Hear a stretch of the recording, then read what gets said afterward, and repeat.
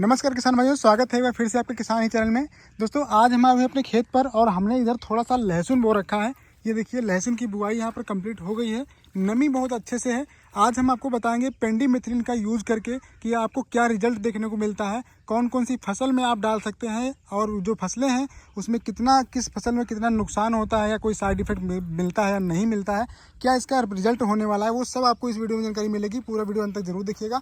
तो चलिए हम देखिए आपके सामने लेकर आए हैं यहाँ पर पेंडीमेथिलिन 30 AC वाली जो होती है बॉटल, वो हम एक लेकर आए हैं। ये जो हम लेकर आए हैं ये है दोस्तों देखिए पायोनियर पेस्टिसाइड प्राइवेट लिमिटेड की। आप किसी भी कंपनी की ले सकते हैं। ये स्टाम्प नाम से आती है और टाटा नाम से जो टाटा की आती है, टाटा पनीना नाम से, वही बहुत अच्छा काम करती है। उसका भी रिजल्ट हमने देखा हुआ है और ये भी हमने इस्तेमाल करके देखी है, तो दोनों का रिजल्ट हमें बहुत अच्छा लगा। बाकी आती तो बहुत कंपनी की है, आप किसी भी कंपनी की लीजिएगा। ये 1 लीटर की पैकिंग में आती है और जो 1 लीटर का ये डोज रहता है दोस्तों, ये 1 एकड़ के लिए पर्याप्त होता है। यानी अगर हम टंकी की बात करें तो टंकी में आपको कितना देना है, मात्र जो 1500 लीटर टंकी होती है, अगर आप उसमें इस्तेमाल करना चाहते हैं तो आप एक टैंक में सिर्फ 100 ml आपको डालना है। इससे ऊपर आपको नहीं इस्तेमाल करना है।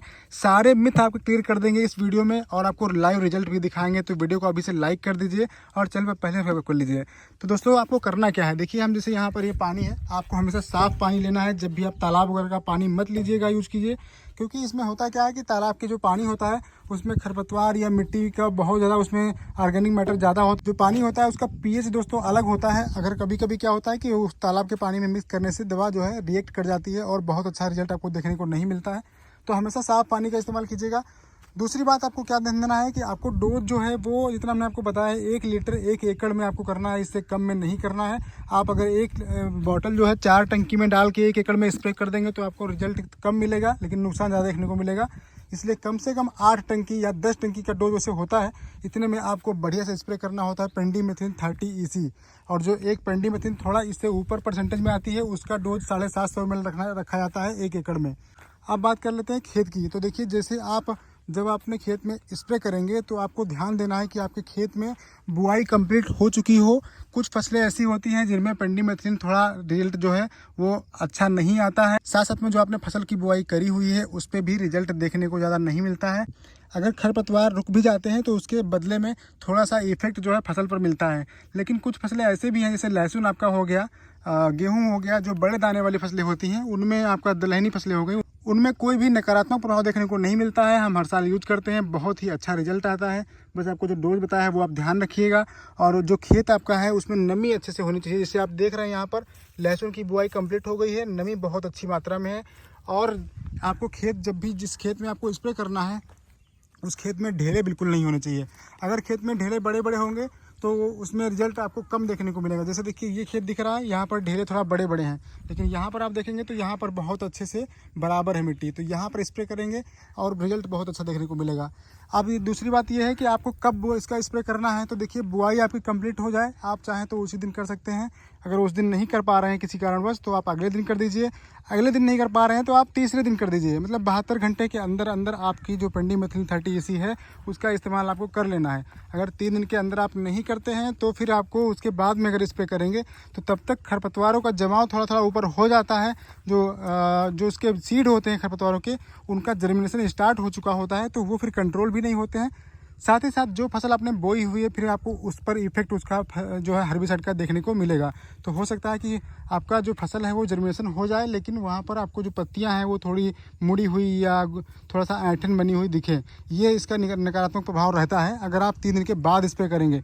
तो आज हमारे लहसुन में तीसरा दिन है, इसलिए हम आज सुबह सुबह ही स्प्रे करने आ गए हैं। हाँ, स्प्रे करने का जो समय होता है, समय का आप ध्यान रखिएगा कि आपको अगर धूप तेज़ हो रही है तो दोपहर में नहीं करना है, सुबह करिए या फिर शाम को करें। और कैसे करना है वो भी आपको बता देते हैं। जैसे देखिए यहाँ पर हम इस तरफ का एरिया जो है, इतना एरिया आपके सामने अभी छोड़ेंगे। यहाँ पर देखिए डंडी गड़ी हुई है, इस पर हम इतना एरिया छोड़ देंगे ताकि आपको रिजल्ट दिखा सकें कि इसका रिजल्ट कैसा आता है। तो यहाँ पर इतना एरिया हम छोड़ देंगे, आगे स्प्रे करेंगे। और स्प्रे कैसे करना है, जैसे देखिए इस तरफ को हमें स्प्रे करते हुए जाना है तो हम पीछे की तरफ चलेंगे, ऐसे स्प्रे करेंगे और इस तरफ को स्प्रे करते हुए पीछे की साइड आएंगे। क्योंकि ऐसा करने से क्या होता है कि एक जो पेंडीमेथिलिन होती है इसकी एक लेयर बनती है। तो लेयर बनेगी, लेयर जब आप पैर रखेंगे तो पैर से लेयर वो टूट जाएगी, वहाँ पर जो मिट्टी है वो थोड़ा दब जाएगी। तो आपको ऐसा नहीं करना है, हमेशा उल्टी दिशा में चल के आपको स्प्रे करते हुए जाना है। तो चलिए हम अब घोल बनाते हैं। कौन कौन सी फसलों में बहुत अच्छा रिजल्ट मिलता है, वो फसलें जो आप जिसमें डाल सकते हैं वो हम वीडियो के लास्ट में आपको पूरा लिस्ट बना के दे देंगे। तो आप उसको देख लीजिएगा कि कौन कौन सी फसल में आप इस्तेमाल कर सकते हैं और कौन कौन फसल में आप इस्तेमाल नहीं कर सकते हैं। तो चलिए आपको दिखाते हैं। अब यहाँ पर हम इसका घोल बनाएंगे। ये देखिए ये 60 ml का है और इधर में 50 ml लिखा हुआ है। तो हम 100 ml डालेंगे, 50-50 ml करके 2 बार डालेंगे इसमें और घोल बनाएंगे पूरी टंकी का। फिर यहाँ पर हम इस्तेमाल करेंगे, स्प्रे करेंगे। उसके बाद आपको दिखाते हैं इसका रिजल्ट। तो यहाँ पर देखिए हम यहाँ पर इतना एरिया जो है छोड़ने जा रहे हैं और यहाँ से हम स्प्रे करेंगे ताकि आपको हम रिजल्ट दिखा पाएँ कि कितना अंतर आता है दवा स्प्रे करने के बाद और बिना स्प्रे किए हुए। तो देखिए हम यहाँ इतना एरिया छोड़ दे रहे हैं इधर का। ये देखिए इस तरफ का एरिया हम छोड़ रहे हैं जहाँ पर बड़े बड़े ढेले हैं उधर, और यहाँ से हम स्प्रे कर रहे हैं। ये देखिए ये डंडी लगी हुई है यहाँ पर सहजन की, और यहाँ से हम स्प्रे करना शुरू कर रहे हैं। तो आपको ऐसे स्प्रे करना है। देखिए एक लेयर सी आपको बनानी है और बैक साइड की तरफ चलना है। ये देखिए एक लेयर बन रही है यहाँ पर, ये पीले पीले कलर की दवा होती है। तो एक लेयर हम यहाँ बना दे रहे हैं और इसको अभी आपको रिजल्ट इसका हम दिखाएंगे। इसको तरफ बैक से तरफ को जाना है। ये देखिए इस तरीके से हमें स्प्रे करना है। दोस्तों स्प्रे कंप्लीट हो गया है। देखिए इस तरीके से हल्का हल्का पीले कलर का स्प्रे यहाँ पर दिख रहा है। देखिए एक लाइन जैसी बनी दिख रही है और इधर मूली का जर्मिनेशन हो रहा है, इसलिए हमने यहाँ मेड़ पर नहीं डाला है और मेड़ के बिल्कुल पास से डाला हुआ है। तो देखिए हल्का हल्का यहाँ पर निशान जैसा दिख रहा है कि इधर दवा पड़ी हुई है, और जहाँ हमने आगे नहीं डाला है वहाँ पर सफ़ेद कलर का दिख रहा है। तो चलिए आपको दिखाते हैं 4-5 दिनों के बाद का रिजल्ट। तो दोस्तों आज हम आ चुके हैं फिर से अपने खेत पर, और आज लगभग 16 दिन हो चुके हैं इस जो लहसुन है उसको बोए हुए, और आपको दिखाते हैं कि इसका रिजल्ट क्या है। तो आपके सामने रिजल्ट देखिए। यहाँ पर हमने जो स्प्रे किया था, यहाँ पर पेंडिमेथिलिन का स्प्रे किया था, 15 दिन में भी आज तक देखिए कोई भी खरपतवार यहाँ पर नहीं दिख रहा है, कोई निराई नहीं हुई है, कुछ नहीं हुआ है। और यहाँ पर देखेंगे तो अब छोटा छोटा खरपतवार इस तरीके से निकलना जहाँ तहाँ शुरू हुआ है, और कोई भी खरपतवार साथ में इसके नहीं उगा था। देखिए इस तरीके से हमने यहाँ पर स्प्रे किया था, और जहाँ पर स्प्रे नहीं हुआ था वहाँ पर आपको ले चलते हैं। तो यहाँ पर देखिए कुछ एरिया हमने यहाँ पर छोड़ा था, आपको दिखाया था वीडियो में। यहाँ पर का हमने एरिया छोड़ दिया था।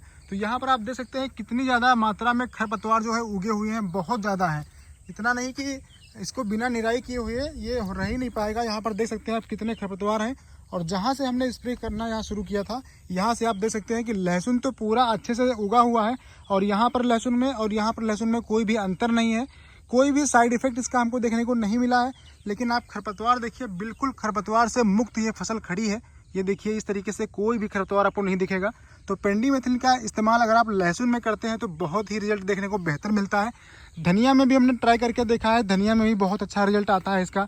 और जितनी भी दलहनी फसलें होती हैं, यहाँ तक कि गेहूँ को भी हमारे गाँव में बहुत सारे लोग पिछले साल से इस्तेमाल करना शुरू कर दिए हैं, जब से हमने लोगों को बताया था और लोगों ने देखा। उसके बाद से जिनके खेत में बहुत ज़्यादा खरपतवार होते हैं, जैसे जो जंगली जई मामा होता है, जिनके खेत में बहुत होता है, बाद में कंट्रोल नहीं होता, जल्दी से फसल पीली पड़ जाती है, तो उनके लिए बहुत कारगर उपाय है कि आप गेहूं बुआई के 3 दिन के अंदर आप पेंडिमेथिलिन का इस्तेमाल कर दीजिए। आपके खेत में खरपतवार बिल्कुल भी नहीं जमेंगे।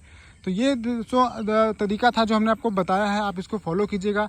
और जो फसलें आप जिसमें में डाल सकते हैं वो हम लिस्ट लगा दे रहे हैं, आप लोग लिस्ट देख सकते हैं और उसमें आप डाल सकते हैं आसानी से, कोई भी दिक्कत नहीं आएगी। बस आपको टाइमिंग ध्यान रखनी है और पानी की मात्रा जो हमने बताई है उतनी आपको रखनी है।